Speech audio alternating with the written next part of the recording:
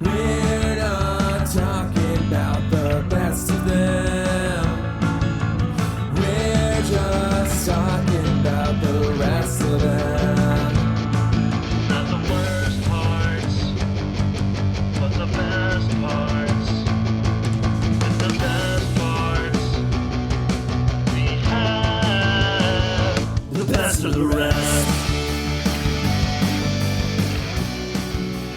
Hello, and it isn't enough to do nothing. Welcome to Best of the Rest, the show where we take a second look at movies that were poorly received upon release and challenge ourselves to only talk about the things we like and what the movie does well.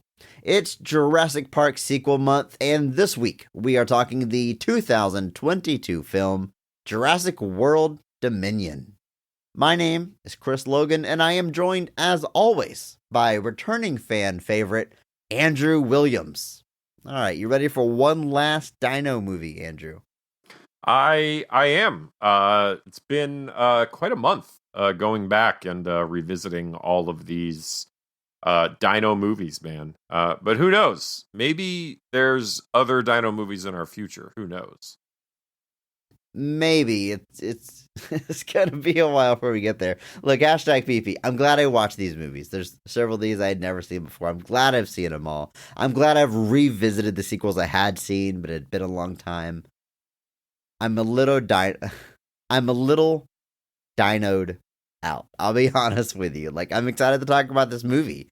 My first time watching it, I'm excited to dive in. There was a lot of stuff here that I like, and I'm excited to dive into it. And then I'm excited to take like a 65 million year break from ever talking about another dinosaur movie.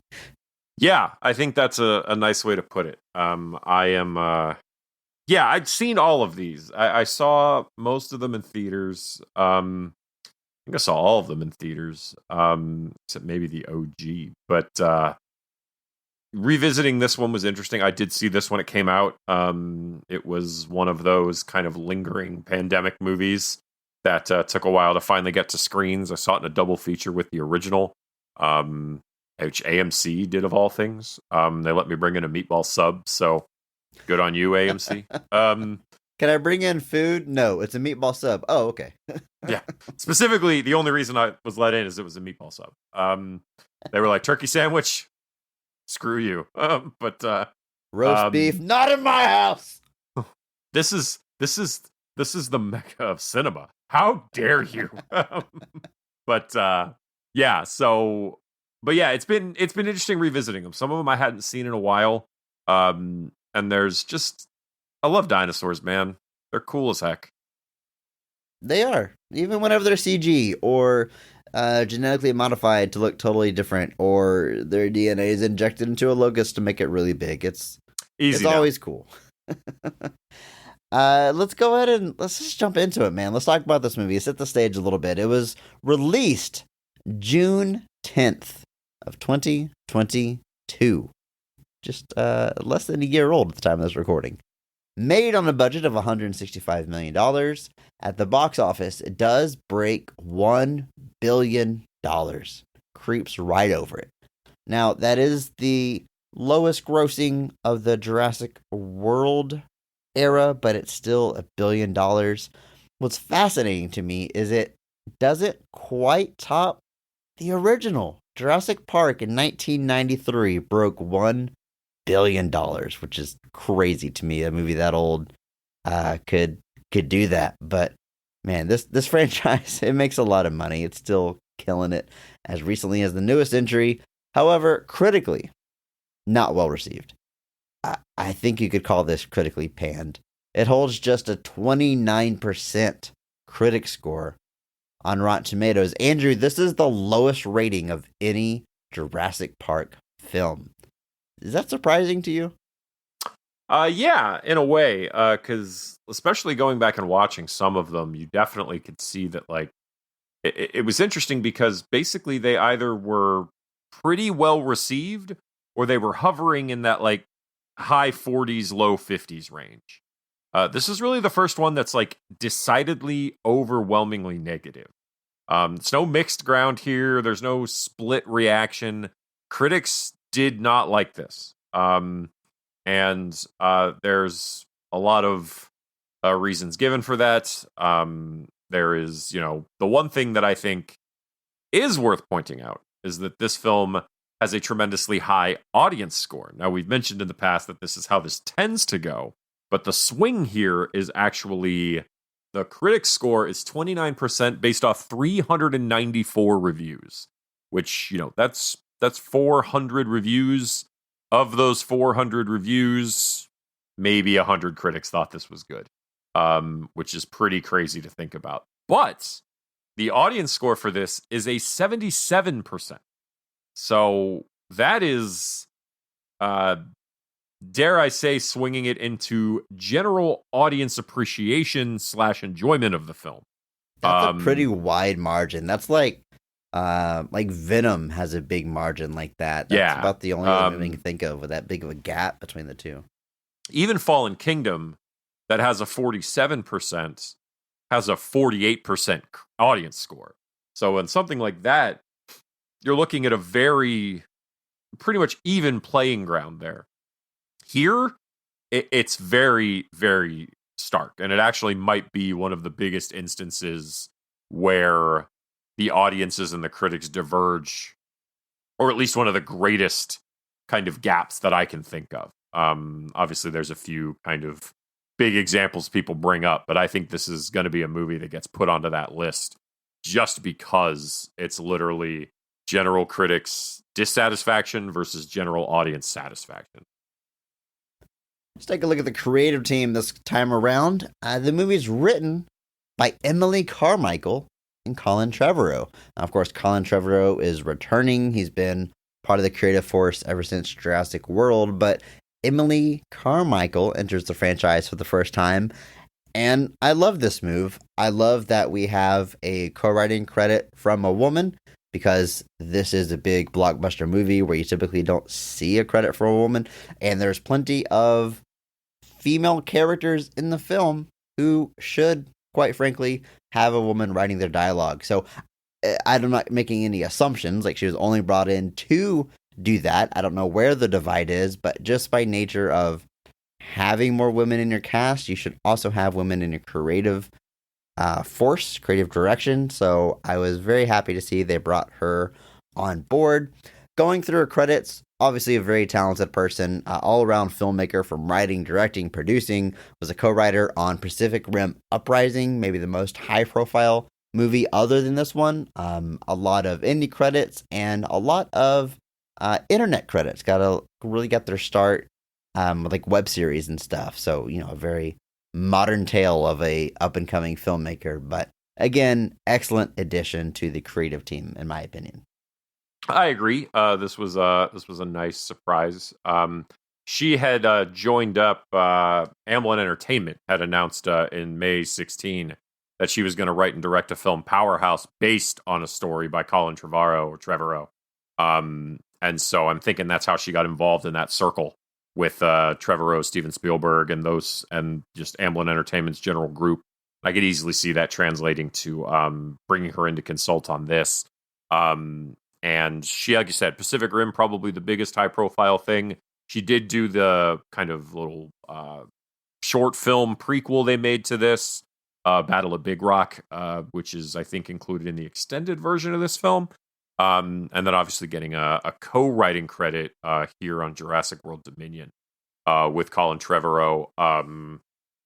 Derek Conley, co-writer of Fallen Kingdom and Jurassic World, does get a story credit here, but does not seemingly work on the full screenplay.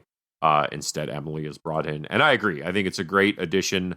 There's tons of room for diverse voices, especially in a franchise that has as many female characters as this franchise especially grew to have in these last few films. And again, Colin Trevorrow, he's back to direct. He directed Jurassic World, did not direct Fallen Kingdom, is back for this one. We've talked about the man, we've talked about his filmography. Let's go ahead and talk about one more of his movies, Andrew. Jurassic World Dominion. You ready? Yes.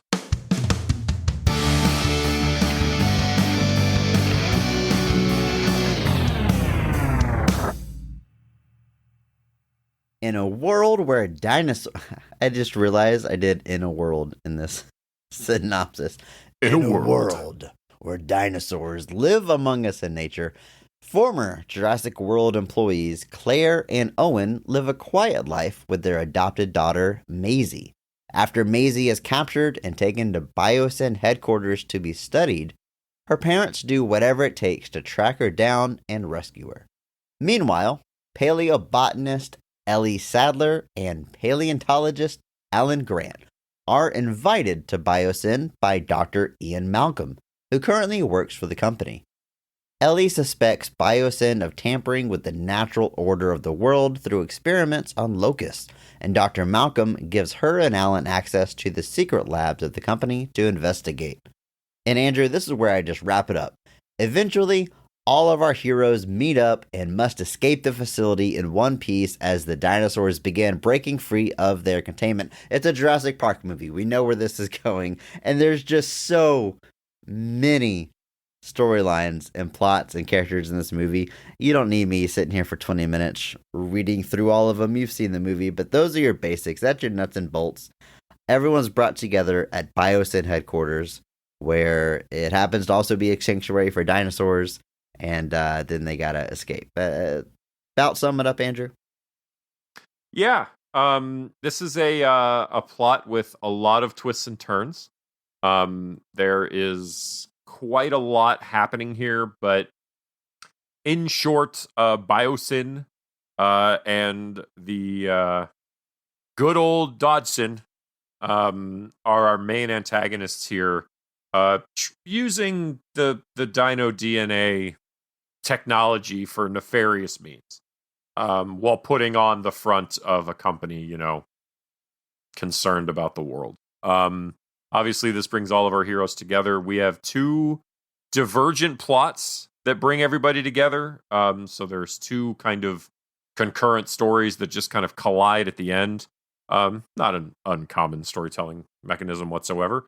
But yeah, a dense film where a great many things happen.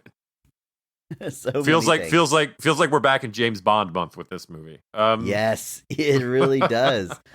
I think we said in our James Bond, deep dive, we were like, these movies probably played really well on cable, where you can hop in kind of at any point, and within a few minutes you'll be caught up on the current objective.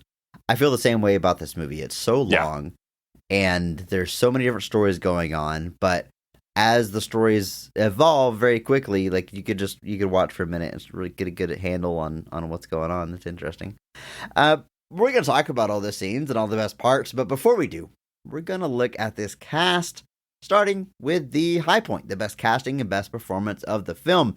Every episode, we recognize one person who goes above and beyond the call of duty, that they actually elevate the quality of the entire film with their performance, and we recognize that person by giving them the Mark Strong Award. So, Andrew, go ahead and kick us off here. Who is getting your Mark Strong Award for Jurassic World Dominion? Chris, I am going to go back to one of our OGs. I believe in Lost World, Jeff Goldblum got his due, and I believe in Jurassic Park 3, Sam Neill got his due. But it's finally time to complete the trifecta, and I will be giving the Mark Strong Award for Jurassic World Dominion to Laura Dern as Dr. Ellie Sattler. It's always a joy to see Laura Dern on my screen. I will never, ever be sad. I always like it when she does come back around to the big blockbuster stuff. She does do a lot of smaller things. Obviously, she's had a great... Obviously, that I love David Lynch, and she's had a on-again, off-again working relationship with David Lynch for a great many years, from Blue Velvet to Wild at Heart, to Inland Empire, all the way through to Twin Peaks: The Return. She tells wonderful stories about David Lynch, and they're always funny. But here, I think she is genuinely elevating the film. I think getting to revisit her relationship with Alan Grant, her kind of working relationship with Ian Malcolm, that kind of is a bit of a bait and switch. We're presented with this kind of corporate sellout of an Ian Malcolm to begin with, and it turns out that her and Malcolm are up to something. And so it's nice to see her back in the fold, and getting in on the action and kind of being the impetus for Sam Neill to get back in the story as well. She's the one that seeks him out, kind of in a flip on the or a take on the original film where she had to kind of be the one to convince Alan to go to Jurassic Park in the first place. And yeah, I love Laura Dern. She's fantastic. She's fantastic in everything that she's in. If Laura Dern is in it, you should probably watch it. Yeah, Laura Dern, Finn. Incredible. This is what's incredible. This is such a big cast. We've got the Jurassic World mainstays. We have returning supporting characters from the previous Jurassic World movies. We have new supporting characters that I really like. And of course, we have the OGs returning. We have, I think, 4 Mark Strong Award winners throughout this cast. There's a lot of performances to choose from. There's a lot of worthy performances, I think. But Andrew, I have also chosen Laura Dern as my Mark Strong Award winner. Fantastic. So I think it's incredible that we both landed there. And I agree with everything that you're saying. She is just a wonderful presence. I mean, I love her as an actor, but I love her character of Ellie. And I can tell you the exact moment when I realized, like, man, she's getting my Mark Strong Award. It's whenever they arrive at Biosyn.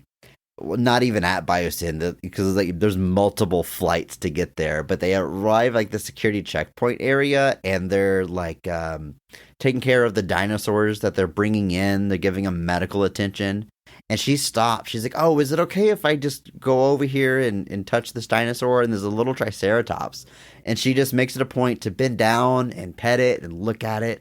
And she's just still like in awe of seeing a dinosaur. She's like, God, you never get used to it. And the happiness that's on her face, it's incredible. She is the heart of this movie.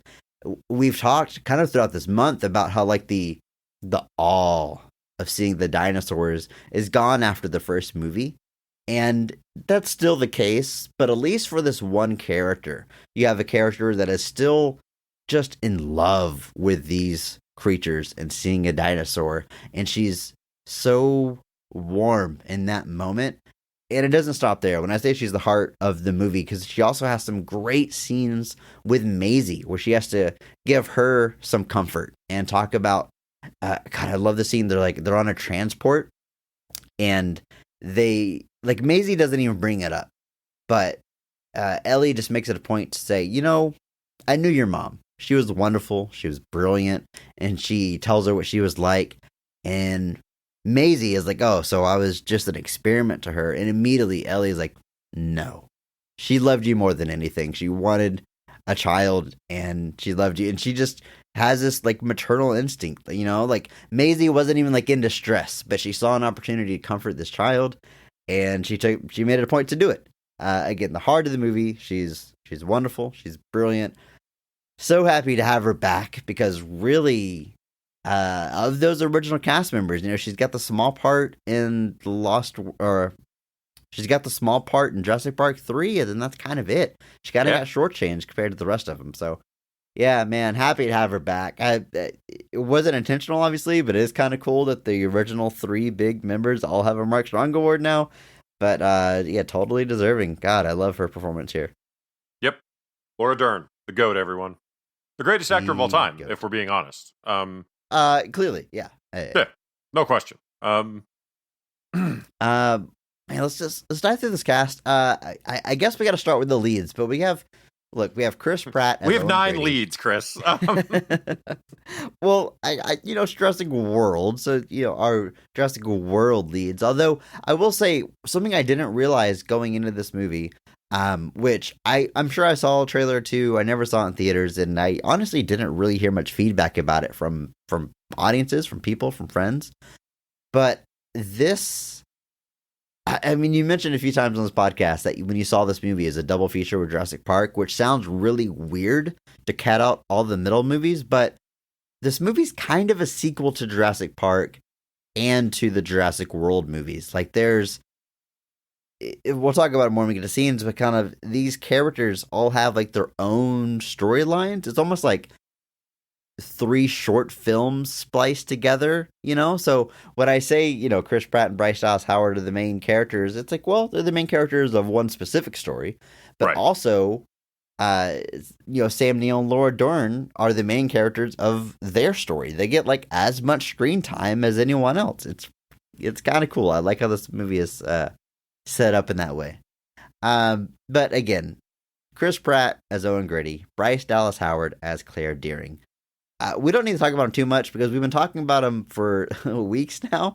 I don't know if we've ever been in a situation where we talk about the same actor playing the same character 3 weeks in a row. There's not much new to say here. It's not even like a good or bad thing. I mean, we've already kind of, praised what they do well in these movies. I will say compared to the previous movies, I do like that they're finally just together. It's not this will they, won't they. It's not this, what is the relationship really? It's just, yeah, they're happy. They're together. They have Maisie. It's a family dynamic. They both, we talked about how Fallen Kingdom made them a lot more relatable by showing how much they actually love the animals. And now you can see how much they love each other and love Maisie. And it's just, they've become more relatable as the series goes on. And I like where they ended up. I like, Claire wearing a cardigan and Owen wearing flannel out in the woods at their log cabin. It's good stuff. It's as good as either one of them have been in this entire series. I agree. I think that both characters have got, like I said, I think with Claire especially, with each film, I think she got more and more to kind of latch onto and work with. We both kind of, I think, agreed that she kind of gets the shaft in Jurassic World in a lot of ways. With the way the 100%, character is totally, written. yeah. I like seeing the character grow. I like seeing the character evolve. Like I said, we've talked about both of these characters for 3 movies in a row now. We haven't even talked about the originals that much, just by the nature of the fact they're not in a lot of these. But it is, yeah, they grow a lot. Like I said, in this movie, in the last movie, it was how much they cared about the dinosaurs. In this movie, it's really about their own family that they kind of have now. And just the huge drive and desire. Because Maisie essentially gets kidnapped by Biosyn. And it's not even a question for them. It's pretty much a taken scenario. We will use our specific set of skills, and we're gonna hunt you down and find her. And it's basically what they do. And so the evolution of the characters is great to see. As like I said, especially with Claire. Chris Pratt still playing the stoic cool dude. Has that chiseled jawline that works so well for it, but getting the evolution of Claire especially, I think was a big step forward for the sequels especially. So this movie is no exception. It continues that forward, and I'm glad to see it. Jeff Goldblum is back as Dr. Ian Malcolm. Fallen Kingdom is more or less a cameo and nearly a voice role, but here, one of our main players. They've got him back with the glasses. They got him in the black jacket. They know what they're doing. Clean shaven. They really call him back to his original appearance as this character. And, I said last week that he felt a little subdued or reserved in his Jeff Goldblum isms. All gone. All gone. It's on full display here. His mannerisms, his speech pattern. When he first sees Ellie and Alan again, the scene, he's like, he points out. He has this very distinct point where like his middle finger is kind of pointing, but then it curves, and then like his pointer finger is resting on top of it. No one points like Jeff Goldblum. Yeah. Yeah. Andrew and I are pointing at each other like Jeff Goldblum right now. But he sees them for the first time. He's like, oh, look at you. Look at me. Look at you. Look at us. Like, what is that? Yes, he's it's an interesting performance because when I first watched it, I was kind of like, what is he doing? I was so like confused. And then you do find out that he's basically putting on an act in a lot of ways. He is putting on a front for Biosyn to kind of look like the biggest possible corporate cheerleader for their efforts. But it's this very well orchestrated. They, have them make a coffee so that there's loud noises so they can talk for real. And then he dials it back a little bit, and he's a little bit more focused on the mission. there are definitely moments later where they definitely play up his aloofness even away from the kind of character that he plays. You have a chance to let Jeff Goldblum be Jeff Goldblum, and they do. And I can't say I would not have done the same thing in those shoes, so I can't blame them. But an instrumental role in getting Ellie and Alan to Biosyn, and then plays a big force in the film the rest of the way through. So glad to see him back. Like you said, he's dressed very similarly to how he is in the original one. There is unfortunately no shirtless breathing scene in this film. They do have a reference to it. They reference a lot of things to that first movie. There is. But he unbuttons one button, and then one of the characters looks at him and is like, "Oh, he buttons it back up."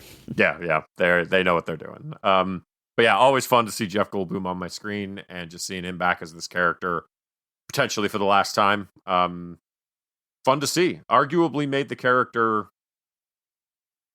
far more iconic than he would have been just staying in the book. The book, obviously, the original book, obviously, he's an important character, but he ends up perishing off screen, but gets brought back because he's so popular in that first film. And we have Jeff Goldblum to thank for that. So, Sam Neill, of course, back as Dr. Alan Grant. Now, I think Dr. Alan Grant, his character benefits the most from being in this movie as far as completing an arc that started with that first movie, because he's kind of cynical from the beginning. We see him in Jurassic World 3, he's still kind of cynical, but is a reluctant hero at the end of the day. But he's still, they established in 3 that he obviously wanted to end up with Ellie and it didn't work out, and he's still hurt from that, and that doesn't really get resolved. So I'm glad that he's here. He gets to work with Ellie again, and he's not spending the whole movie saying, "Guys, this is a bad idea, this is a bad idea." He's kind of happy to have a mission, happy to have a purpose, happy to be working alongside Ellie, and is finally able to speak up and say what he wants for himself, and has an opportunity to be with Ellie, and they end up together. And I think it's a pretty beautiful story told across 30 years, obviously with some big gaps in there, but I like the arc from his character across all these movies. And like I said, I think it's the biggest change from our 3 originals happening with Alan Grant. And I also want to take a moment to say, now that we've talked about the 3 originals, dude, they look great. All 3 of them look amazing. No kidding. I mean, they look fantastic. It is absolutely insane how well the years have treated those 3. And yeah, I agree actually completely with Sam Neill. I think he actually, like you said, Ellie is she's kind of Ellie from the start. The character kind of doesn't have a lot of changes, and I'm not necessarily saying that is a bad thing, just that she's essentially fully formed in who she is in that first film, despite Laura Dern being 23 when they made it. And even Jeff Goldblum, from movie to movie to movie, gets a little bit of an arc. Obviously, from the first one to the second one, that cynicism remains. And then, obviously, in this one, he's with the much more noble kind of mission that they have. But Alan Grant, I think, has got...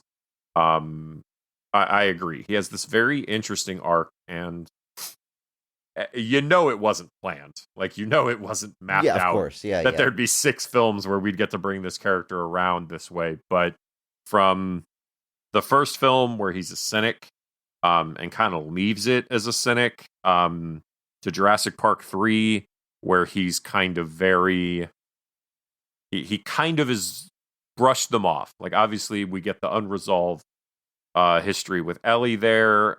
We get some more of that cynicism that seems to have just hardened. He's got these very kind of harsh views on what John Hammond did at Jurassic Park.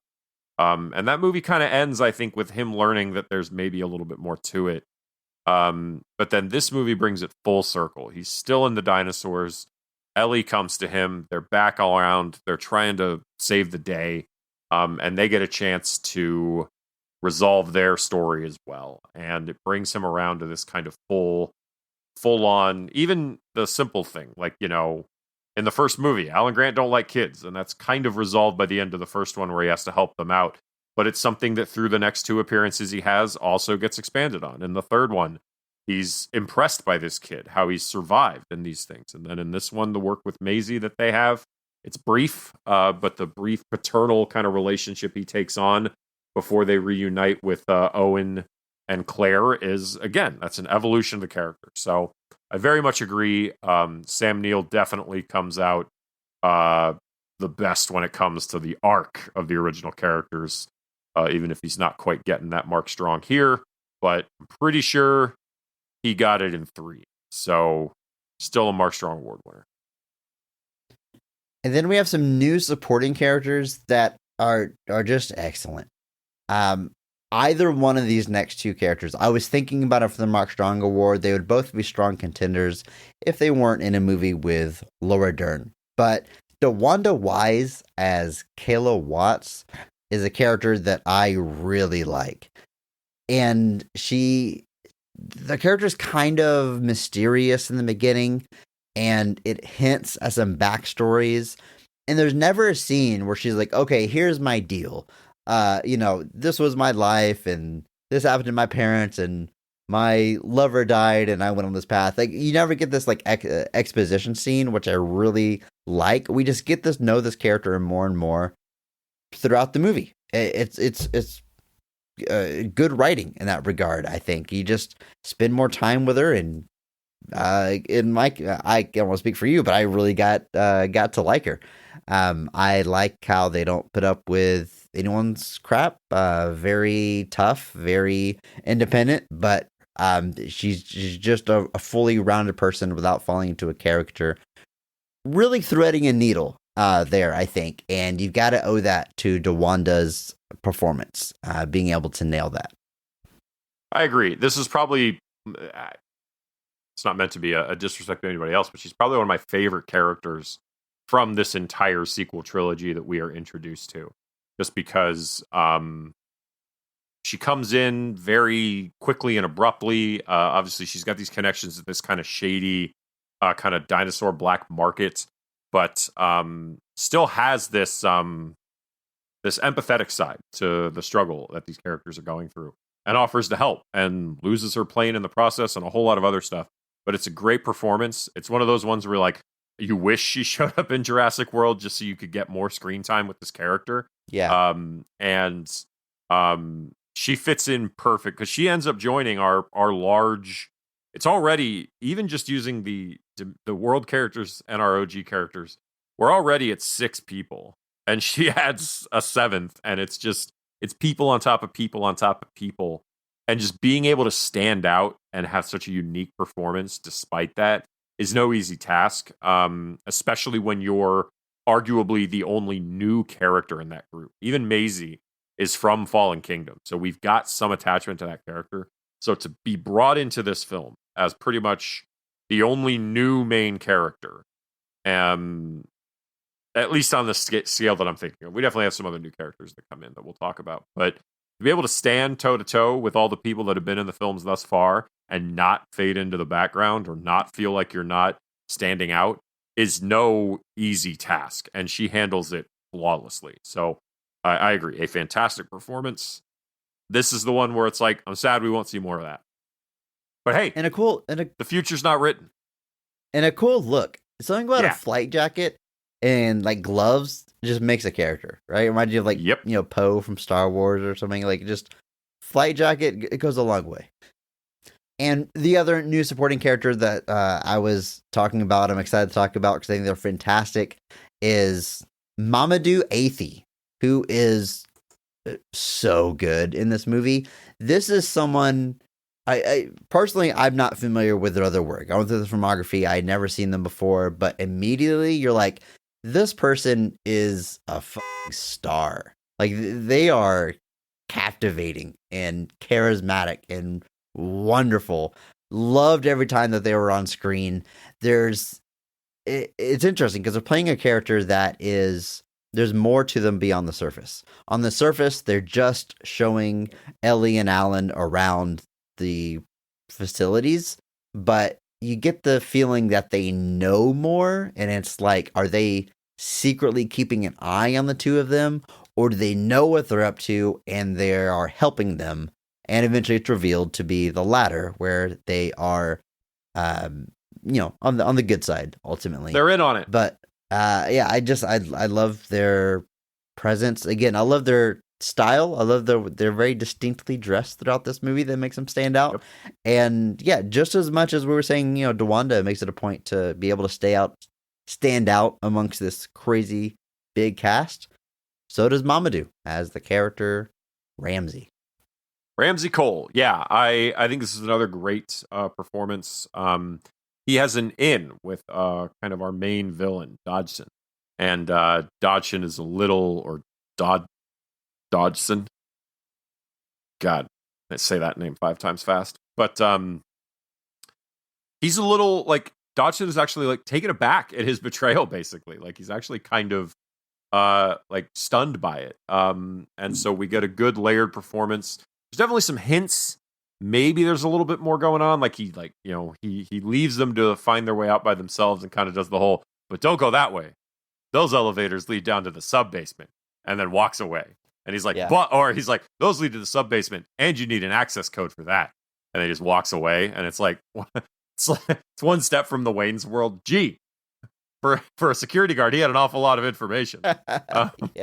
Or gee, you got to wonder if that's going to come back later. But it's all on purpose. He's doing it. He's manipulating it on purpose. He has a goal, and he is actually the one that told Dr. Malcolm what was happening. So he's actually the character that is genuinely the catalyst for the events of this film, with all of our heroes coming together kind of deliberately. Like he's the one that tells Malcolm, who tells Ellie, who brings in Alan, and sets that whole ball rolling. And like you said, it's a great performance. I've seen him in a couple of things. The one that I probably remember most is a slightly underrated film called Underwater, starring Kristen Stewart.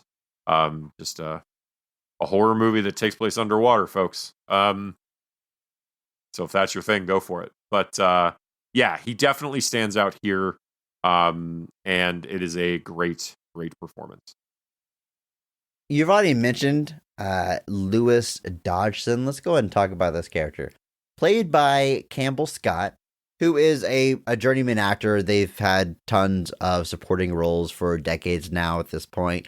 I, of course, recognize them from the Amazing Spider-Man movies, where they play Peter Parker's father, but tons of other stuff. Here, they are, I think, from an appearance standpoint, are clearly modeled after Steve Jobs, but it's definitely that, like, billionaire CEO modern thing. You got some Zuckerberg in there, some Elon Musk, some Steve Jobs. And interestingly, Andrew, it's interesting when like a theme enters the zeitgeist and just kind of starts showing up in movies, right? So we live in a world now. Let's not spin off into an existential crisis here, but where too late. We've got God, it's hard to do this down the middle, but we've got capitalism run amok. We've got billionaires that have way too much control and have public personas that are very divisive. It's a weird time, Andrew, but yes, I'm seeing this reflected a lot in movies. You got things like Glass Onion, which really kind of deconstructs that whole persona. A lot of like Eat the Rich type movies. Yeah. You got things like Parasite, right? And you've got this here, which maybe isn't as critical as some of the other movies I'm mentioning, but it's very much our villain is Steve Jobs, is a billionaire, is someone with a lot of power and control who is using that to manipulate things behind the scenes. And it's just, it hits close to home at the time. But I think it's interesting because that stuff, it just naturally finds its way into the art of the time. You know what I mean? Even a big dumb dinosaur movie is still gonna have that, find its way into the fibers. It's interesting. It is interesting. It's especially interesting since it's billion-dollar corporations making these movies. But it's an irony that is never lost on me. But and these movies have always been about evil corporations, right? And like I said, that's Jurassic Park, especially, has kind of always had that underlying current of corporate greed at minimum. Just that idea that we'll do this, just to borrow a phrase, this unholy thing of bringing back extinct species using genetic manipulation to make money. Like not to bring them back for, because we, miscalculated and we accidentally drove them extinct, not to bring them back because we want to study them. We're bringing them back to life to make money. That's literally the plot of Jurassic Park. And it's the recurring plot throughout many of them. It's the plot of Jurassic Park. Sorry, the Lost World Jurassic Park. Not so much the plot of Jurassic Park 3. That's a very simple rescue film. But then into World, into Fallen Kingdom, into this. It's all driven by corporate greed. And that is very much baked into Michael Crichton's first novel. It is not at all a coincidence there. But you mentioned that. Movies like Parasite, Glass Onion, even Knives Out, to a degree, is very much an Eat the Rich type movie. A movie I liked a lot, starring Samara Weaving, called Ready or Not. Another great example of that. I love that movie, yeah. The Menu, arguably the rich eating the rich in a lot of ways. But you are very correct that this has become definitely a much more common theme than it used to be. Like, obviously, there were always movies kind of about this, but it's definitely become a more common thing here lately. Imagine if Jurassic Park 1, instead of Dr. Hammond, it was a young tech billionaire, right? That's the kind of, if that original one had been made today, that might have been the role they're playing. Right. And to be fair to the book, Dodgson is the villain in the first book. But it is very interesting, that trend. And yeah, there's a lot of pieces of billionaires here in this character, which is everything I've read is saying this is the Dodgson from Jurassic Park. It is supposed to be the same character. It is basically the one we briefly see. The one who gives the shaving cream can to Newman. That is Dodgson. It is a new actor, but it is implied that it's the same character. Basically, as I think I coyly mentioned on a previous episode, we might not be done with the shaving cream can. It does appear here, sort of for no reason, but yeah, there's a lot of pieces here. But ultimately, this is just a evolution. This is just a new spin on the kind of prevalent theory in Jurassic Park, kind of adapted for this kind of common trend of people with a little more power than they should have, using it for nefarious means. And by that, I mean money. Isabella Sermon returns as Maisie Lockwood. Now, they had a smaller part in the last movie, but one that we both agreed was really well done. Her performance, we talk about child actors, they can be hit or miss, and she was a hit there. Her role is greatly expanded here, and man, does she stand up to the task. I think she is fantastic. I think Fallen Kingdom was one of her first roles, so definitely early in her career. But these are quite literally her only roles. Really? Okay. So yeah, just starting out, and man, what a start it is. Not only are they high-profile films, but I think her performance is wonderful. She's playing the rebellious teen phase, but there's that added layer to it where she's kind of got a pretty justifiable reason to be rebelling, and she, they're telling her she has to stay hidden, can't talk to people, but they don't have an end game. They're just like, we got to hide out so that no one finds out who you are. But if that's going to be your entire life, then what motivation do you have to stay in a cabin forever? Like, you got to live your life, and that's what she's trying to do. And she's also got this, thirst for knowledge and to learn about where she came from and learn more about her mom and all these things that these layers that she's got to play. And also, run from dinosaurs at the end of the day. And I think she's nailing all of them. I really love this specific thing that she does where she like widens her eyes to react to things. Like Claire says something really corny and she like widens her eyes like, oh, that was dumb. It's like this very distinct character trait. And then you've got footage of her mom when she's around the same age, and she does it again there, which I thought was like so cool. I'm pretty sure that's got to be like a deliberate actor move, and I think it's brilliant because it links the two characters who are, she's essentially a clone of her mom. So, very cool thing to carry over. But yeah, I think she's wonderful. What a career she must have ahead of her. Great stuff. Yeah, she's just 16, so I mean, I assume she's kind of focusing on some more important things right now than continuing to do film roles in the meantime. But like you said, I Andrew, do hope did you just tell her to stay in school? No, I'm saying that school is important, Chris. But I did kind of imply that there was going to be a little bit more to Maisie's origins in this film, and that is the case. We find out that she is a clone, but like her mother carried her to term, raised her as long as she could. And there is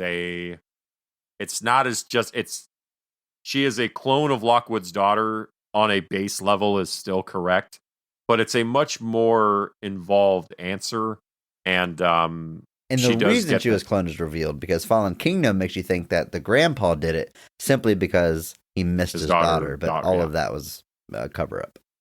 Yeah. Or a retcon, however you want to call it. It's weird to say it's a retcon. Colin Trevorrow wrote all these movies. So it's strange for him to retcon his own films, but yeah, I do like what she's doing here a lot. Like I said, I think there is a great career in front of Isabella Sermon, but again, a person who is not letting these kind of larger than life characters overshadow her in a lot of ways, and still getting to stand out and get some really cool scenes with them. So fun stuff. Mark Strong Award winner B.D. Wong returns as Dr. Henry Wu. This is the third time in a row we've got to talk about B.D. Wong as Henry Wu. And we've always kind of said the same thing. Like, oh, what is there to say about it? He's smart, he's intelligent, he's a doctor. Man, they mix it up this go round. First of all, our boy is looking rough. Looking like he hasn't seen the sunshine in like 6 months. He looks like a soggy bowl of Product 19. He is not looking good. He's got like the long disheveled hair. He just looks more frail. And he's obviously beating himself up because what his work has led to. Like, he's finally feeling guilt for something, which is interesting. Right. Because throughout the whole series, I mean, he's responsible for these dinosaurs at all. So all the, tragedies that have happened because of the dinosaurs, he's always kind of been above it. But now with this thing with the locust, which is legitimately going to cause the death of millions and alter the course of human history, something that he did, he is killing himself for it. And I think because it was a mistake. Like, dinosaurs ended up being dangerous, but they were still the exact dinosaurs he's trying to create. Whereas these locusts have grown out of control. I think they were supposed to die sooner, and they're not dying, and they're rapidly multiplying and getting out of hand. So maybe that's the difference here between this and the dinosaurs. But interesting. I'm glad they finally changed something with this character. I mean, if he would have shown up as the Henry Wu we've seen all along, I would have been happy because I love B.D. Wong. But finally mixing up with the character, that's pretty cool too. I like that. Yeah, like I said, you're definitely seeing a more haggard Henry Wu here, and it's all the better for it. Like, over these films, you kind of see him, like, as in World, he's really got no delusions about what he's done. He's like, I have always done what's asked of me. Definitely has his ulterior motives. Fallen Kingdom, he's not in it a lot, but he definitely, you can see the cracks are starting to form. Like, especially when they're like selling the prototype before it's even done, and he's afraid of these things. It's very, it's definitely a step towards this. And then by this film, which I think which is I think 4 years after Fallen Kingdom, it's very much, he's broken. He is aware of what he's done, and he is regretful at this point. But he knows how to fix it in this case. And that is something that he needs Maisie to do, as well as Blue to a degree. So he's arguably got his own more positive motives here, kind of going against what Dodgson is trying to do. And yeah, I'm never sad to see him on my screen, but I also do like the evolution of his character in these films. I love that Omar Sy finally comes back. He's got a supporting role in Jurassic World that isn't too big, but it's big enough for you to be, hey, look, Omar Sy's there. And his character of Barry finally shows up here. We learn what he's been up to after the events of Jurassic World, where he's basically, I think he's working for the CIA, and he's like deep undercover into the dinosaur black market. So he gets to team up with Owen as Owen's tracking down Maisie, and they get a really fun extended action scene together. And I love that we've got this big universe, a Jurassic World, if you will, of many different characters, and they weave in and out, they pop up, and this series has always been good about that. Even like those first 3 movies where our OG characters show up in cameos, then they're the star, then they're not in it. It's cool. It really creates this feeling of I'll use the word one more time, world. Yeah. It was nice to see him back. I like Omar Sy a lot. And I think it's French intelligence he's with, actually. Okay, but, right. They're working with the CIA because Justice Smith's character. Yeah, okay, you're right. But yeah, and it's a great spin to see that evolution of his character, where he's gone, and again, just he's a French intelligence agent. Yeah, he's a French intelligence agent who's infiltrating like a dinosaur black market, which would exist in a Jurassic World, if you will. Man, just imagine if he called that book Cretaceous Park. What a different world it would be. But Cretaceous World. Cretaceous World sounds like a really bad seafood restaurant. I have a question for you, Andrew. Sure. Cretaceous Park. It sounds stupid, right? Yes. Does it sound Jurassic stupid? Sounds cool. Well, yeah, but do we think that because we grew up, we've basically always known Jurassic Park and always heard it? Like, had he called it Cretaceous Park, would we be sitting here being like, man, imagine if he called it Jurassic Park, and we would think that would sound dumb? Yes. I think there's a lot of things that I think about this with sports teams a lot, because they announce a new sports team and everyone's like, that name is dumb.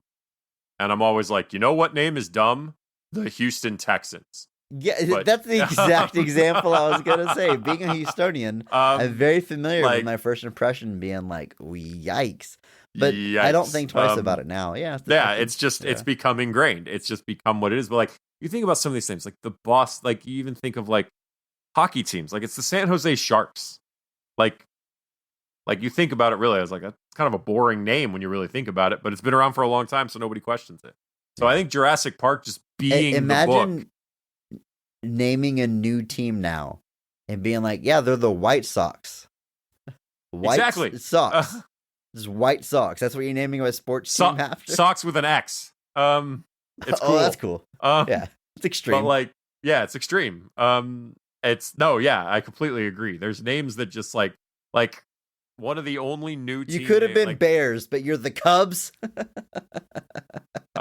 already have the Chicago Bears, man. But no, it's funny to think about. One of the only recent teams, because I know they renamed Washington's team. I know they renamed Cleveland's team.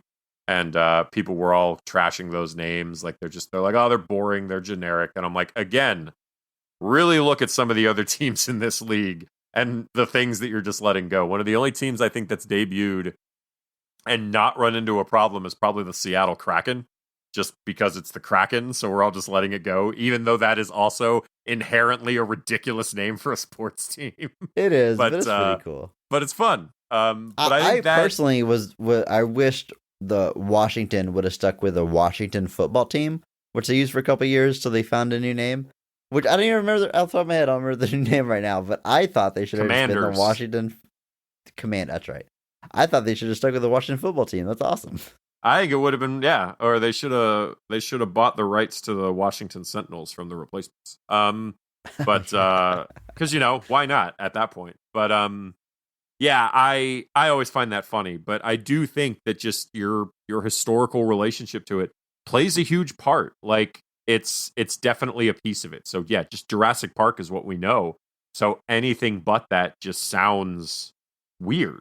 You ingrain these things into your head that you're like, that's what it is. The idea of it being different just seems preposterous. Or alternatives sound um ridiculous. Now, like you could do, like you could have called it Triassic Park, and for some reason, my brain is like, oh well, that sounds better, but it's just because it's half of Jurassic. Like it's Right. it's Closer to what I'm used to. it's closer to what I'm used to, so it sounds better. But yeah, I mean, So- Dinosaur Park would make the most sense, right? Why isn't it just called Dinosaur Park? because I'm sure they focus group this and Okay. Dinosaur Park. And like even as a kid, if somebody was like, "You want to go to the dinosaur park?" I probably would have been like, "Oh yeah, like yeah." But you want to go Yeah. to Jurassic Park? I would have been like, are there dinosaurs there?" And I would have been like, yeah. Yeah. As a kid, I'm like, "What is Jurassic?" But yeah, it is an interesting question, but I do think the historical relationship is a big part of that. You tend to just accept things and roll with it. And alternatives sound ridiculous. We have some small returning supporting roles. We have Daniela Pineda returning as Zaya Rodriguez from the previous movie, the paleo veterinarian.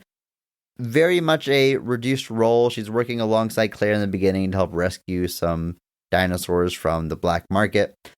We also have Justice Smith as Franklin Webb there alongside them as well. Now, Justice Smith gets a return in one more scene where we see him working for the CIA, and he does a favor for Claire and Owen to help him find Maisie. And he's got this, again, another scene with them sitting outside, and we get to see that he has facial hair now, which means he is older. I make jokes, but like seriously, the things a beard does to a motherfucker, right? Oh yeah, absolutely, dude. If I shaved Game this beard changer. off, I would lose all respect I have built as a human. Yeah, man, it's just funny because I kept catching myself during the last episode calling him a kid. He's not a kid; he's a grown man. But he's playing down. He had that youthful energy. Then all of a sudden, you got him here with a little bit of like some facial hair and stuff. It's like, look at this man. Look at this man working the CIA, and he's still funny. Oh man, But not like in a childlike way anymore. So he's a man with a sense of humor. I should stop calling him man. Andrew, take over. How good is Justice Smith? Jesus Christ. Justice Smith is great. We talked about him last time. Obviously, he was a new character for our last film, and he was a great addition. So, and again, even having these people be in the minor roles that they are just builds out the world. Daniela Pineda, unfortunately, due to the travel restrictions that came with this movie being shot partially during COVID, she was supposed to appear in at least one other scene, was unable to, so they had to bring in somebody else to play that part. And Justice Smith, yeah, he's got his few characters, but it's great. Like you said, it makes it feel like a world. It feels like we're seeing, like obviously the story continues, but these characters move on to other things. Just to see them brought back even briefly is always fun. Just like you said, makes it feel like a more fleshed out world. Whew, what a cast. Those are definitely all of our main players. There's plenty of supporting roles, but I think we covered everyone we need to cover before jumping into the movie itself, specifically the best parts of the film and our personal favorites. So, Andrew, go ahead and kick us off here. When is this movie firing on all cylinders? What is your favorite scene of Jurassic World Dominion? I am going with Ellie and Alan's excellent adventure. But I love anytime these two are on screen together. The chemistry is very much still there. It really works in favor of making this probably one of the more believable parts of this story. Because, the story is, it's a little high concept. But I loved seeing these two back as the characters. It felt like, just like you were right back in the first film. So when they're kind of investigating biosyn is where I think I'm just like enjoying watching it, which is weird because there's not a lot of dinosaurs in this part of it. I love my dinosaurs. And there's plenty of big, dumb dino action here, don't get me wrong. But seeing these characters kind of on their mission, they are basically looking to get a DNA sample from the locusts. So they have to come into Biosyn's lab levels, sneak in, kind of get this sample. But during that whole time, you're just seeing the relationship between these characters resume, pick up, expand, grow. Like I said, Maisie gets brought into this group at one point, but at no point watching it does it feel unnatural. Their chemistry is very real and it works. And I was just having a blast anytime they were on screen together. But I'm specifically kind of going with their specific heist sequence that kind of ends with obviously the place kind of blowing up. But it's always a joy. Like I said, we gushed about Laura Dern. We gushed about Sam Neill. So having them both together as a recurring part of this film is definitely one of its strengths as far as I'm concerned. Yeah, this movie really leans heavy on the chemistry. Everybody is almost always paired up. And for most of the movie, they're paired up with people we've seen them paired up with previously, like Alan Grant and Ellie Sadler. And then towards like the last third of the movie, they have a lot of fun, like, mixing and matching new characters and old characters and blending them and stuff. But throughout most of this movie, it's the two of them together on an adventure. And I agree, they're wonderful scenes. This movie is a legacy sequel, right? Is that okay to say? Like, Jurassic World, we call a legacy sequel because, like, there's that huge gap between movies, and it hits all the hallmarks of a legacy sequel, brings back characters and stuff, and it's a relaunch. This movie is just a few years after the previous one. There's not the huge gap, but it still feels like a legacy sequel because we're referencing that first movie so much. Andrew, does this still fit your criteria for a legacy sequel?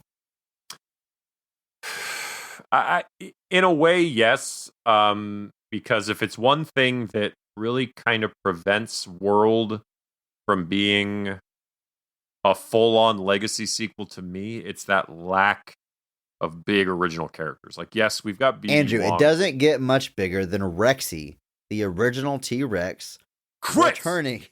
Shut up! The biggest character you can have come back. Chris! Rexy is not real. Rexy cannot hurt you. No.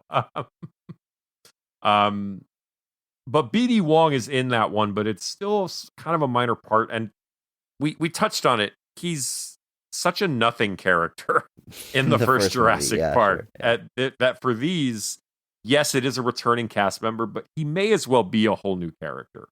The evolutions that he's taken, the steps that he's moved on from, very different. And so Fallen Kingdom gets a little bit closer to that, bringing in Jeff Goldblum for a few scenes, but full on having the original characters be part of the action for an extended period of the film. That was always kind of the thing missing from World to make it like a true legacy sequel. But here, I would classify this as a legacy sequel, just because we finally got all those characters back in on the action again. Yeah, I think I agree with you. But it's great. I mean, you pair up Sam Neill and Laura Dern together, you get magic. Who knew, right? Who knew that would happen? I do love other scenes together. I mean, they're continuously building the tension of. It establishes very early on when they first meet that, like, Alan Grant still carries a flame for Ellie. She kind of explores his tent, and he has to quickly pull down an old picture of the two of them. He asks about her marriage. She says it's over, and he's got to, like, hide his little bit of excitement. And they build on that throughout the movie, and you start to see that the feelings are mutual, and then eventually they both finally open up. But yeah, it's fun watching that play out across the course of the movie, and yeah, that scene taking the sample, it's a good one, Andrew. It's a good pick. Surprising you picked a scene with no dinosaurs. Surprising you found a scene with no dinosaurs to pick, but I can't fault you for it. It's good stuff. I love seeing them two back. I'm gonna go a different direction for my favorite scene of the movie, and Andrew, I gotta tell you, this movie reminds me a lot of Resident Evil. Who saw it coming? Who saw it coming? I want to get real specific, and I know you haven't played the game, but I'll try and catch you up here. This movie reminds me a lot of Resident Evil 6. Now, Here's the thing about Resident Evil 6, Andrew. It's pretty deep into the Resident Evil franchise. It's like the 7th or 8th game because they have Resident Evil 0 and Code Veronica, which are main games but don't have a proper number. So by the time you get to 6, you have a lot of different characters. You have a lot of different types of games. You've got like more action heavy games, more horror oriented games. So 6 does something really interesting. When you play Resident Evil 6, you've got like 4 different campaigns you can play, 4 different stories, each following different characters. And at the end of those storylines, they intersect. But you can play them in any order.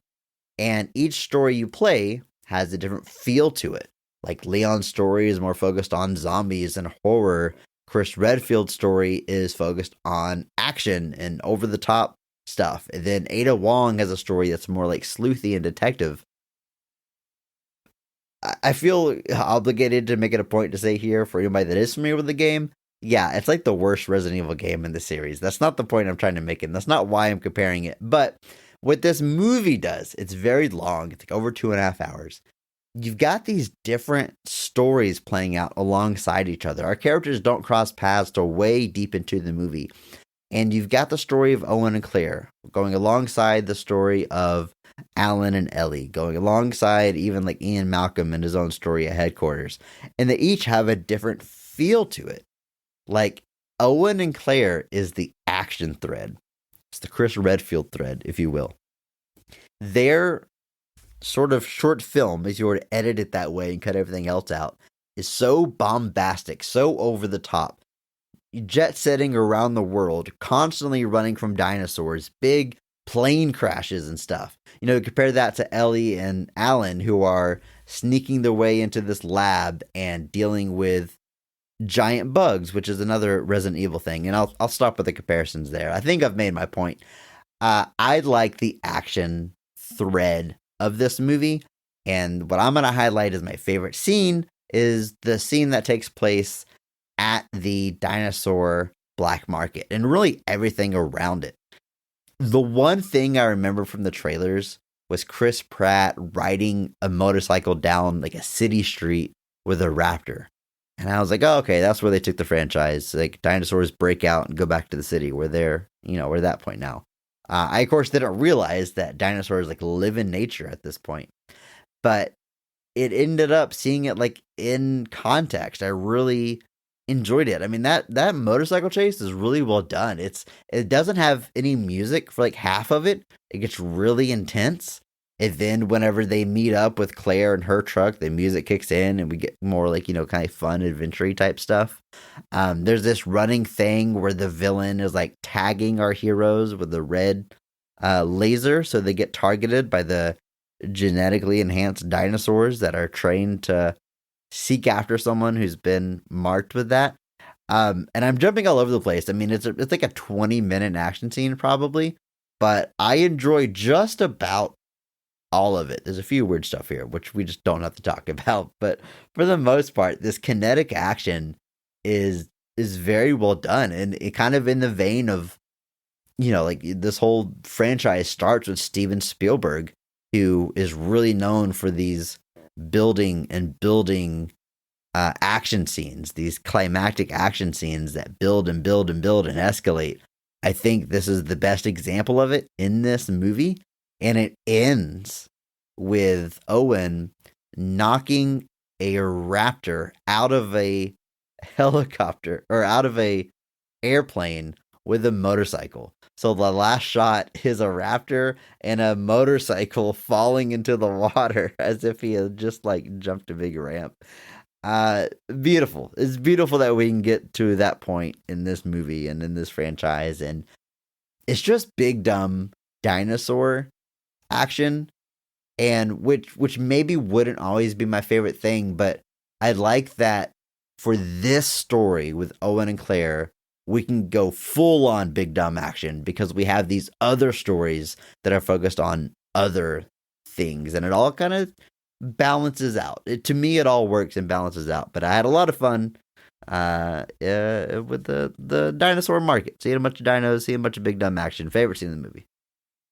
Yeah, I think this is a great pick because there's a lot of dinosaur action in the background with the human interaction kind of in front of it. So it all kind of intersects together. You get our characters on the run from dinosaurs. You see some dinosaurs fighting each other, and you kind of get some kind of standard human on human fights too.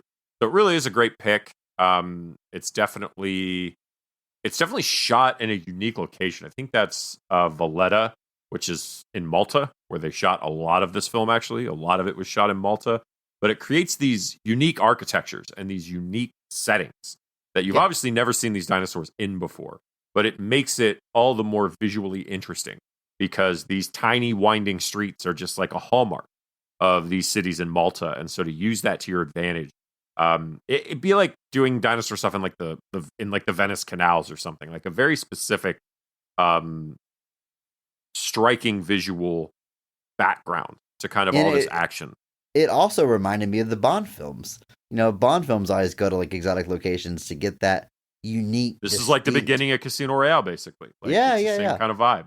And this is a great pick. I can't fault it whatsoever. Definitely brings in more dinosaurs outside our weird genetically modified locusts. Big old boys. Jesus. If I ran across one of those, I would be terrified. I would be like, well, time to burn the place down.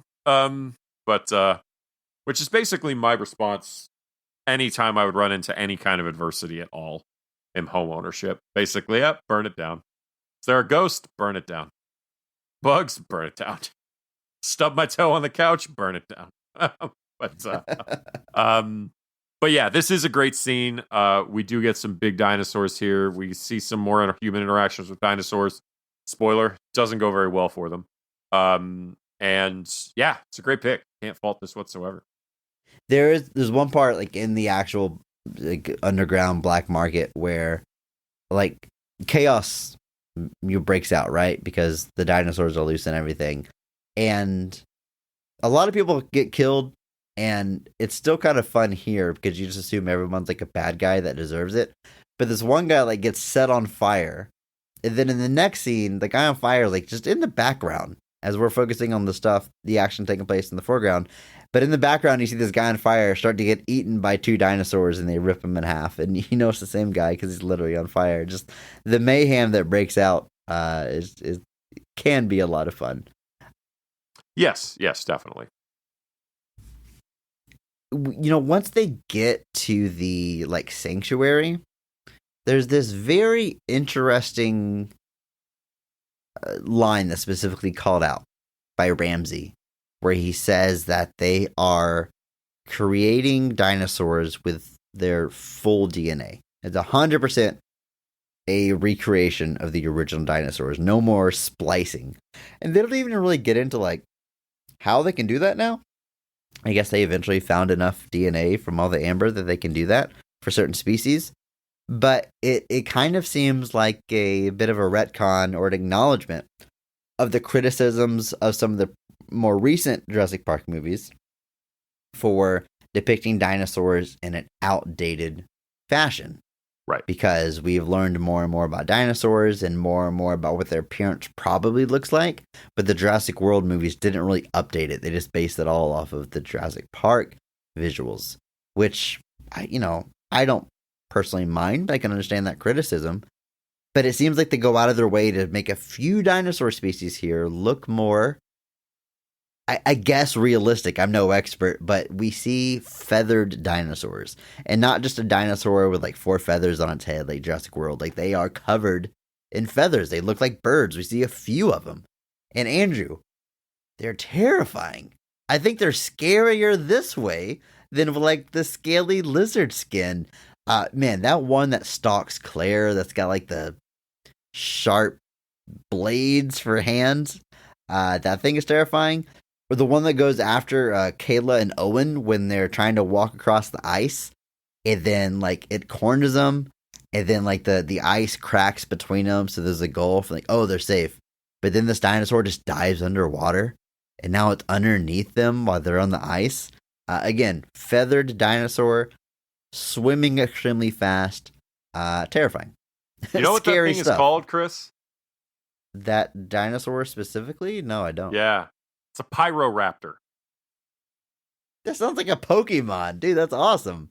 It is called a pyroraptor. And Because they made it like red and yellow. They made it like fire colored. It's Yeah, they got to made it be like some fire. artistic liberty. It there. is. It is much bigger than it is supposed to be. It is supposed to be like knee height to humans. But we can't let things like that get in the way. No. But yeah, they introduce a few different raptors in this one. We also get the Atrociraptor. But they really do lean into those feathered things here. And like you said, that line of kind of being like no more frog DNA, basically. It was kind of the explanation for that. And I dig it. I like seeing it's that same thing where, like, if you're gonna do this again, I'm not saying everything needs to reinvent the wheel, but like if you're gonna come back to the table, bring something new to that table. And by giving us some of the feathered representations, as well as bringing in some new guys like I'm trying to think of how you would even pronounce this guy. And especially the what's this one? This is the one with the fingers you were talking about. Therizinosaurus, the Freddy Krueger looking dude. That's a gnarly looking one. And then obviously our big kind of bad in this. I hesitate to say that, it's a big bad, but it's literally the Giganotosaurus, which is just a weird giant T-Rex looking dude with a spiked back. It's terrifying. It's absolutely terrifying. So terrifying, Colin Trevorrow tried to describe it like the Joker, which is still one of the most ridiculous things I've ever heard. But hashtag PP. But I like that we did that as an actual choice, though. Like, we're bringing in new species, we're bringing in stuff that you have not seen before. That was something that I kind of highlighted amongst 3, was that we got a big extended sequence with the flying dinosaurs, which we really hadn't gotten to that point. And this is another instance where we're bringing new dinosaurs to the table, stuff you haven't seen, and I dig it. Yeah, it going back to like our Jurassic Park, Cretaceous Park conversation, it's interesting that it feels like forever now the public image of dinosaurs is still going to be Jurassic Park style dinosaurs, scaly lizard. That's just always going to be the case. That vision of the T-Rex from Jurassic Park, I think, until somebody makes a movie with as big a cultural impact where it's more accurate, that is gonna, like, you think of any movie that's you've not seen. possible though. You can't. It's already been done. It's kind of like how Michael Jordan will always be the greatest basketball player because he elevated the sport on a global scale. You can't do that again. And once it's done, it's done. You think of but I think of movies that have T-Rex in it. Like, you think of Peter Jackson's King Kong, where Kong fights the T-Rex. It's a Jurassic Park T-Rex. There's no question. It's the same look. It's the same style. The sound that it makes is going to be the sound that people associate with T-Rexes for the rest of their lives. It's locked in, for better or worse. Like, it's what it is. So it is a nice nod to at least try to be more accurate with some of these other ones. And I think that's also why they tried to draw such a specific line with, like, the T-Rex being like, this is the original T-Rex. Because it's kind of a get out of jail free card of being like, oh, well, this is the one from when they were using frog DNA, and it doesn't have the feathers, and it's not quite right. Whereas with the newer stuff they bring in, they can be like, oh, these are the pure dinosaurs. These are the ones that don't have any modification. And it is an interesting approach, but like you said, it's the damage is done, really, for lack of a better word. But what if they were feathered dinosaurs? Like, what if when they made Jurassic Park, they knew then what they knew now, and they were covered in feathers, and they looked like Chris, I've already established this. Yes. The answer is yes. If we'd been presented with the image of feathered dinosaurs from the very beginning, that would indeed be the vision we have of them. Are we just speed running this podcast? Chris, I know where you're going with this. Yes. Move on. We're done. It's finished. It's over. It's just, something to think about. It is. I will No, it's not. Don't think about it, folks. We've already given you the answer. Move on. Jeff Goldblum, if Laura Dern is the heart of this movie, Jeff Goldblum is probably the funniest movie. The where all the comedy comes from, I think. Which again, it's not Chris Pratt. That's not what they're asking of him in this series. But Jeff Goldblum really cracks me up a lot. Oh yeah, I love him like trying to give Ellie directions over like the walkie-talkie on which button to push. Look here, fourth from the bottom, third from the top. It's all the same. Yeah, fourth from the top. Fourth from the top, third from the bottom is what I said, is the same way. And then eventually he's like, it's the one with an E on it. It's like, why didn't you say that from the beginning? The easiest identifier, and you didn't do it. Or like when he's trying to open that locked door, and he's putting things into the keypad, and he's like, Miles Davis's birthday, and he's like trying ridiculous nonsense things. The first code he tries, they did try to make a note of it, is 1984. Interesting. Yeah, there's something to think about. There's this line again. They have a lot of fun once all the characters meet up. You've got Alan Grant and Owen meeting up, and Alan Grant's like, "Oh, you're the guy that trains raptors," which is obviously Alan Grant had been the raptor guy up to this point. And you have them talk about working at Jurassic World, and Jeff Goldblum has a line. He says, "Jurassic World. Not a fan."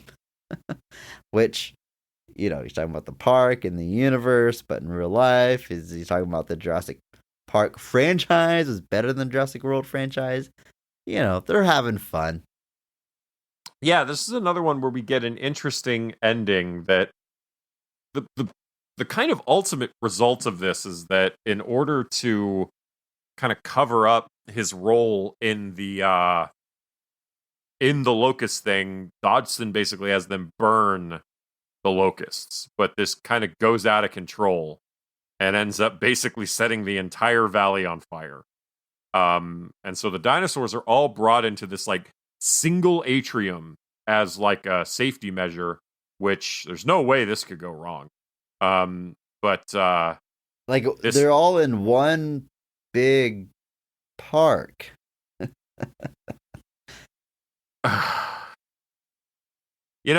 They should have called this something like Jurassic Garden.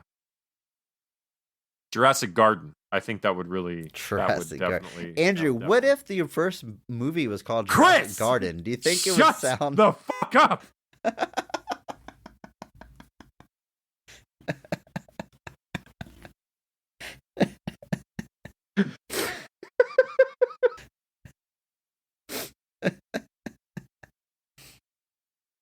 Oh man. So anyway, they're in this Jurassic atrium, and it's kind of all filling it, but they also have to escape. Like they are trying to get out with everything on fire, and they have to land in there. So they end up in the middle of this skirmish between the Giganotosaurus and the Tyrannosaurus Rex again.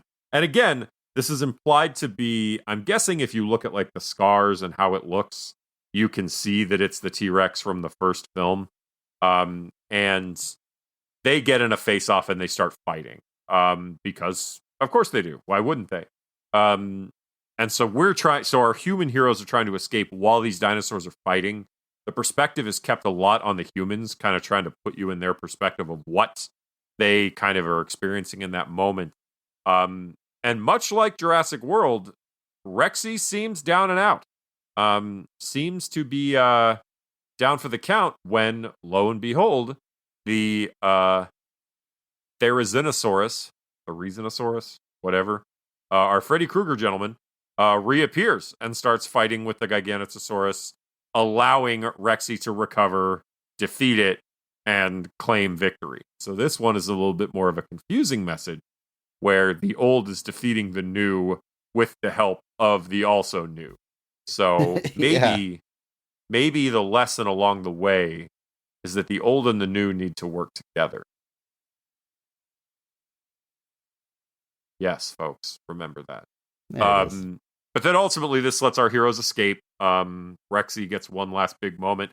Rexy also gets a a rather on the nose moment of being able to recreate the Jurassic Park logo at one point during this scene. That is how Rexy enters this scene, is by walking in front of a very conveniently located circle sculpture and just literally recreating the Jurassic Park logo.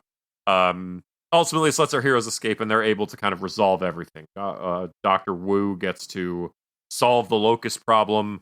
The Biosyn Valley is declared an international dinosaur sanctuary. And, Ellie and Alan end up together. Ian and Ramsey basically expose Biosyn for what they were doing. And Owen, Claire, and Maisie get to return home and reunite Blue with Beta, who is a subplot that I don't know if we've even mentioned to this point. That no, I don't think so. Blue's child raptor was also captured because Blue reproduced asexually, so that was why they were interested in that offspring. Which kind of makes this movie Blade Runner 2049. It's so everything kind of tied up very neatly at the end of this. No real unanswered questions by and large. But a fitting ending for all of our characters, I think. Yeah, I like how the end of the movie really does. There's like an epilogue, and it just gives us a like, where are they now style ending for each character, and just runs it. And I like it. Put a big bow on it. That's fine. You've got a lot to wrap up here. It totally works for me. I love the last scene between Ellie and Alan, where Ellie is like, what are you going to do? You got to go back to your dig, your site, or, you're more than welcome to come with me. And Dr. Alan Grant says, Ellie, I am coming with you. And he says it so deliberately because obviously it means more than just, I'm going to go work with you. He's, finally taking action and doing something for himself and admitting how he feels and all that good stuff. They're finally getting together for real. They got a big kiss. It's very nice. It's very earned after 30 years. It's good stuff. I like the wrap up there. I love the final shots of the movie. It's interesting because this movie kind of ends the same way as Fallen Kingdom, where it's like, oh, dinosaurs are in the world among us now. And then at the end of this movie, it's like, oh, here's more shots of dinosaurs in the world among us. But I think it works. I think it fits more at the end of this movie with the messages here. And I like the shot, just the Brontosaurus eating out of the redwood tree. Like, how fun is that? Like, it's the only animal alive now today that can reach a tree that tall. Or like the Lion King style shot in Africa with the Triceratops, I think it is, walking alongside the elephant. It's good stuff. It's cool stuff. It's a nice note to end on. And my favorite line in the movie, I used it at the beginning of this episode, and it comes from one of our new characters. It comes from Kayla, the pilot. And, I mentioned earlier how we don't get like this full stop like exposition. It kind of just learn stuff as we go. Yeah. And I love that he asked, why are you helping us? Why are you going through it? Why are you risking your life to help us? And basically she says, she knew information about where Maisie was. And she tried not to get involved. But when an opportunity came around for her to get involved, she had to do it. And what she says specifically is, it isn't enough to do nothing, right? If you have this knowledge or have this capability, you can't just do nothing and still say you're a good person if you have the capability to do it.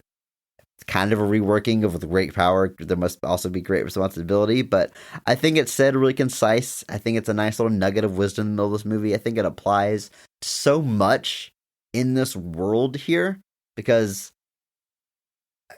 like in Fallen Kingdom, they were like, should we just let the dinosaurs die? And it's like, well, no, you got to take action. These are lives. These are animals. If you can do something, you should. And it's kind of like this contradiction at the heart of this whole franchise, where it's like we're playing God, bringing back these creatures that shouldn't exist for nefarious means, but at the end of the day, well, they're here, they're in the world, and we've got to do what we can. No, I agree, and it's always kind of been the question at the heart of the franchise is what they're doing right? Is it correct? Is it the right thing to do? If you can bring back endangered species, should you?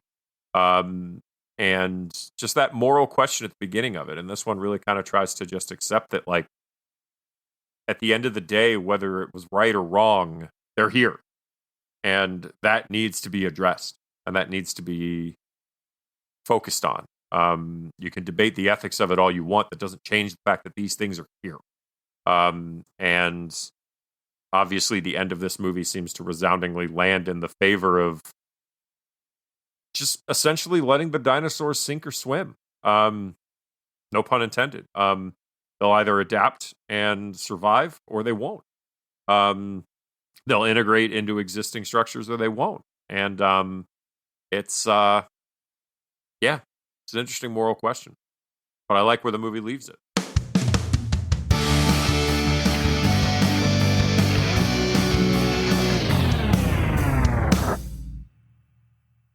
Thus concludes our Jurassic Park sequel month. Dinosaur month is extinct.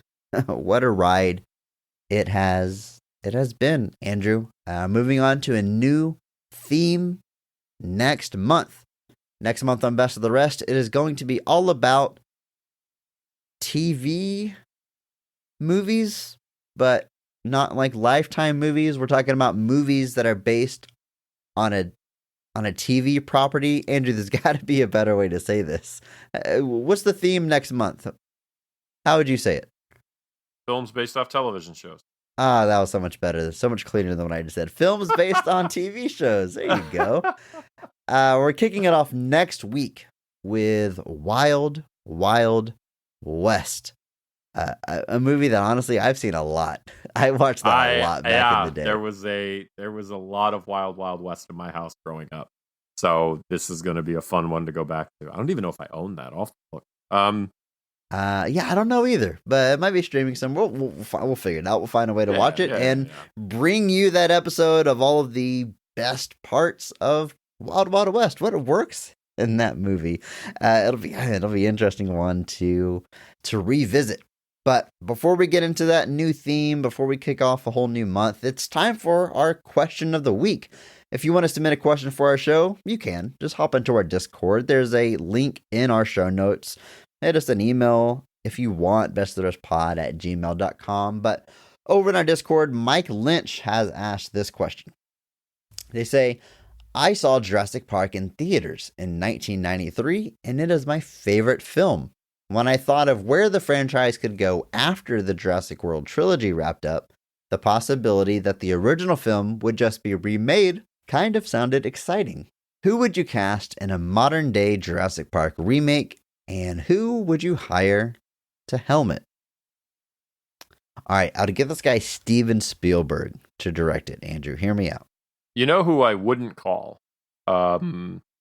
He directed this little movie, but Colin Trevorrow. I don't think he'd be on my call list. For, Hashtag PP, Andrew. Hashtag PP. Sorry. This is an interesting question, and I just want to say thanks. I hate it. It is interesting for someone to say, one, they're excited about a remake. Yes. People are usually they're saying it's their favorite movie, and the thought of a remake is exciting. Right. That's interesting.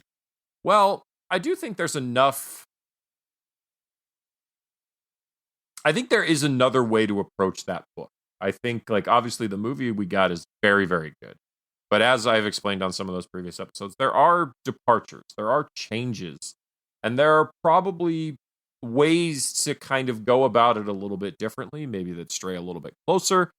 Some of the characters that do not survive maybe don't survive this time. You kind of stray a little bit closer to the source. I don't know if it's enough to quantify redoing it. But I think that there is probably a way to go back to that material, and maybe find a different approach. As far as anything else, I don't really know. Like, it's tough because you identify these characters so closely with these actors now that it's difficult to divorce that and be like, oh, who could play? Who replaced who? who would you even want to have to live with the knowledge of replacing Laura Dern? Like, do you want to do that to someone, man? Like, do you really want to ruin someone's life like that? But it's a tough ask. It's that kind of like, you have that age old question of like, the next James Bond has to live up to Daniel Craig, and it's like, well, cool. Imagine living up to the memes of Jeff Goldblum as Ian Malcolm. Like, imagine having to follow that. Yeah. And I struggle to even like. So my approach, like, I'm not, and remakes don't really bother me. Like, I'm not one of those people that's like, leave it alone. We don't leave things alone. We've never left things alone. I grew up in the 80s. They didn't leave anything alone. But I don't know who I would even begin to start thinking of as a cast and crew, because the people, like, I think of the directors I really like, and they're not people that I like. I love Rian Johnson. I can't see him doing a Jurassic Park movie. I love Denis Villeneuve. I'm sure he could make a really good Jurassic Park movie, but he's not necessarily the person I would pick to do it. So yeah, that's a tough question. You got any thoughts of your own there, Chris? Well, I was definitely leaning towards being more true to the book as a way to go with it. I think there could be enough there to differentiate it, so you're not just remaking that first movie. I think you can focus on different like key scenes, a different feel to it. I would, I hesitate. I don't want it to be like rated R, and then it's like the dark, gritty reboot of Jurassic Park. You want to stay away from that. You don't want that. But no, I think there's enough differences where you can kind of justify it. Almost weird comparison, but kind of like Willy Wonka and the Chocolate Factory and Charlie and the Chocolate Factory. The whole idea was to go back to the book and focus more on the characterization of Willy Wonka, which was very different in the Gene Wilder version, to differentiate it enough to justify it being remade. So I think you go that route. As far as a director, I'm looking someone up because I want to make sure I got the right person here. All right, Andrew, this is going to be based off of one movie of theirs that I have seen. I'm going to nominate Alexandre Aja. I've never had to say this name out loud before. The one movie I'm basing this off of is Crawl. That's movie that alligator movie, right? Yeah, from 2019. And it's not even like it doesn't sound backward. It's a pretty good movie. It's not like I saw that and I was blown away. But the things that it does well, like the claustrophobic spaces with the big monster, but the movie is smart enough to focus on the people above the monsters, because you got to care about the characters for the action scenes to have any impact. Like, those are all important things for a Jurassic Park movie, I think. And I think it'll translate very well and feel, kind of like a modern feel to it versus that kind of timeless feel of the last one. And another name that comes to mind for basically all the same reasons is going to be Leigh Whannell, who directed the wonderful Invisible Man, as well as was a writer on Saw movies and worked on Insidious and has done a lot of cool stuff. I don't quite want to see like a horror Jurassic Park, but again, those action scenes and what they choose to focus on, I think would all translate really well. Maybe I do want to see a horror Jurassic Park. Maybe that is a fun way to take the movie. I mean, the first book could definitely be played as horror. You could definitely. I mean, the dinosaurs are terrifying. Like, you set those raptor scenes at night in the wilderness, and it's terrifying. It's horrifying. Like, Leigh Whannell is actually a very, very interesting choice, because I do love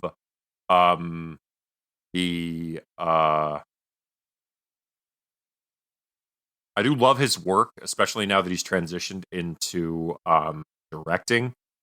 He directed Insidious 3, which was fine, but Upgrade followed by Invisible Man pretty much put him on my must-watch list as far as directors go. So if he's got a new movie coming out, I'm almost always going to be there day one to check that out. I think he's doing a great job with the stuff he does. Invisible Man was just, That was one of the last movies I think I saw before before lockdown. That came out February 28th, so of 2020. So yeah, I know the last movie I saw before lockdown was Bloodshot. And the benefit there was that it was still in theaters when movie theaters opened back up.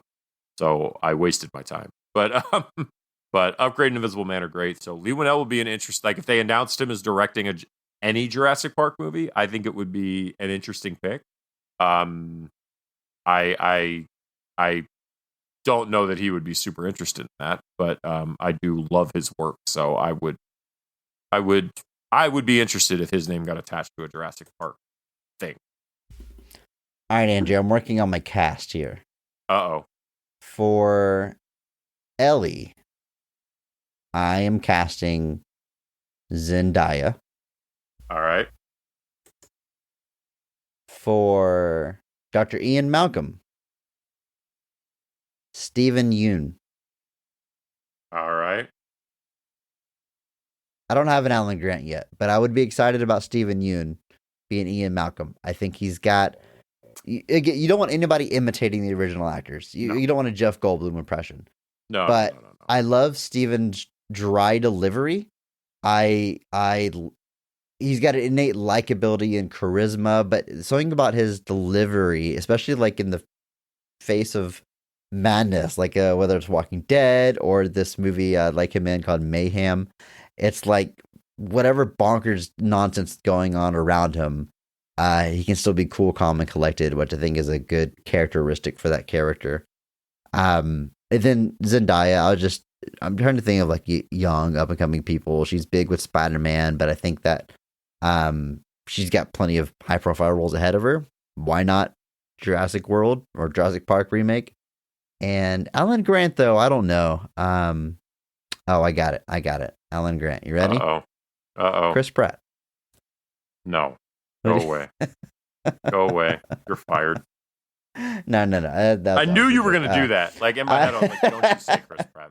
Don't do that. No, I don't know. I don't know who you put in that lead role. Give me somebody new. I don't know. Give me a no name. Any thoughts on some of our side characters?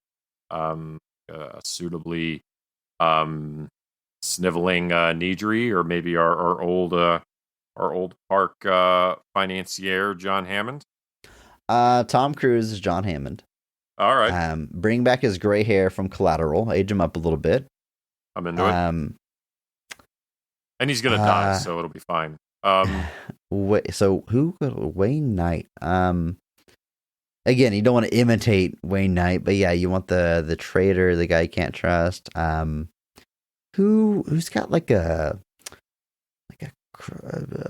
maybe going a different direction rather than like the annoyingness of Wayne Knight. Respectfully, what about like a Rami Malek, where like you don't ever trust him? Like he just seems off. Yeah, I was kind of thinking of what's his face from The Office, BJ Novak. Like I was thinking of something in that, yeah, I can see that vein. But Rami Malek works in that. It'd just be a smaller part. I don't know if Rami Malek would do something like that. But yeah, definitely that's somebody. It's a reimagining, man. Maybe it's an expanded part. I don't know. Yeah. No, but I would definitely go in a different direction with Needry, just because you've done, when the book allows for it to, which I think with Needry it does. There's definitely, you can take some different steps with that character, but definitely somebody who you still don't trust, but you've just got a little bit more leeway there. And Samuel L. Jackson obviously returns, because no one else can hold a cigarette like that. No one. No one, absolutely not. I don't even know. Like, just get Idris Elba to play that character. Because Idris Elba should be in everything. But whenever they try to shut down the, gain access to the computer, it's still Wayne Knight going, Where do you even get this? I don't know. That's fun to think about. Yeah, I don't hate the idea. Like if I'm faced with a sequel to Dominion, or just remaking the first one with a different take, I think I lean towards remake. I enjoyed Dominion. I honestly, I think the Jurassic World movies get better as they go at the end. I think I like Dominion more than the last two. And the World being my least favorite. I think they got better as they went along. But still, as far as where you go next, you're just so far away from a park at this point. I mean, I like that they really opened up the universe at the end with dinosaurs living amongst human stuff. But like, if you make another movie there, it's just, I think you've lost kind of everything that the franchise started with, to the point where it's like, just start a whole new thing and don't even call it Jurassic World or Jurassic Park anymore. So I think I like the idea of a remake more than a sequel. No, I agree, because I think about like what story you would tell. The dinosaurs are really, I feel like, just going to end up being a backdrop, which is not a problem inherently. They're kind of a backdrop in multiple movies, but at the same time, it's like, what do you do with the World franchise at this point that would stand out outside just going full Dino Riders at this point? Folks, if you don't know, Dino Riders was a television pilot about alien humans that come to Earth. And that's the end of our episode. That's all the time we got. We got to get out of here. Chris, you burn in hell. But, you're feisty today, Andrew. No, but that's a dated reference, folks. Look it up if you must. But I just don't know where you'd go with that world next. So I definitely think I would also stray toward either something kind of wholly standalone, like just something that's like, something like what I really think they should do with Star Wars, just something that's its own thing. It's in this universe, it's this story, but it's not. Luke Skywalker's not in it. That's all I want, Dave Filoni. Give it to me. Just don't want to see Jedi in everything. But I think with Jurassic World, you would need to do something similar where you kind of really disconnect it completely and try to find some new angle. But we kind of exhausted all the storylines we've worked with. So I definitely see the value in just starting fresh and being like, you know what? Or even just kind of approaching it as like a prestige miniseries, like Jurassic Park on like HBO or cool. something. I like that, yeah.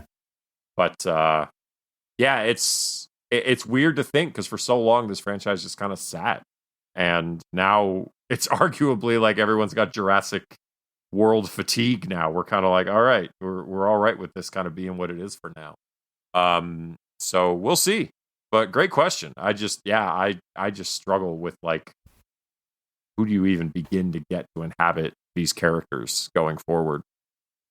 Yeah, if you got any ideas for casting, let us know. Hop into that Discord. Give us your suggestions. Who would you cast in a Jurassic Park remake? And join us next month for an all-new theme of, how did you word this so eloquently? Movies based on TV shows. Excited to jump into it. But until then, just remember that maybe not every movie is great, but all movies have greatness. Thank you to Mark Benavides for singing our theme song. Follow him on Instagram at NotThatMarkAnthony. Thanks to Mitch for the music. You can follow him on Twitter at I'm a Biggie Boy, and check our show notes for the SoundCloud link. If you enjoyed this episode, please share it with a friend. That is the only way that we grow. And follow us on social media at BOTRcast. Thank you.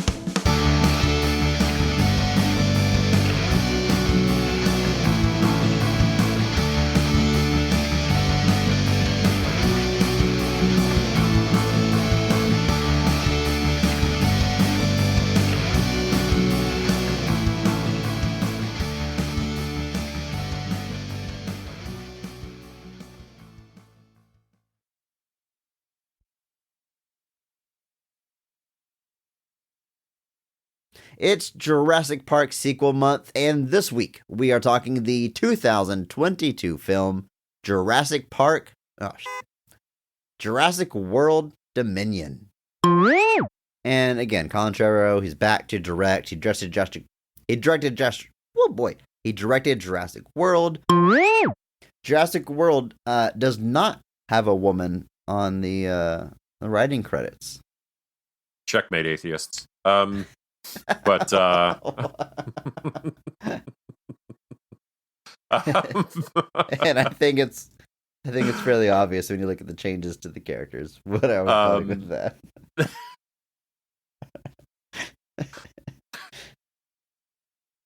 Man, I'm funny. I should give me my own show.